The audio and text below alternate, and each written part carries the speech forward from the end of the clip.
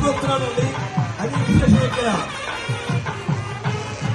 హనుమంతుడు స్వయంగా దండలను ముగ్గురికి కూడా 3 దండలు స్వయంగా తీసుకుని వస్తూ ఉన్నాడు. ఎంత అందం, ఎంత ముచ్చట, ఎంత అందం, ఎంత ఆనందం. హనుమంతుడు ఆ రామయ్య కింద ఈనాడు వెంకటేశ్వరుడిగా అవతరించాడు.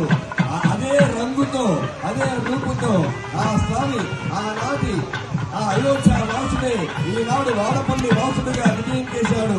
వారికి నేను స్వయంగా దండలు పట్టుకొచ్చిద్దామని ఇదిగో ముగ్గురికి 3 దండలు సమర్పించాడు స్వామి. అందరూ కూడా గట్టిగా చెప్పండి, ఆంజనేయ వరద గోవిందా. ఎంత ముచ్చటగా ఉందండి, చాలా చాలా బాగుంది.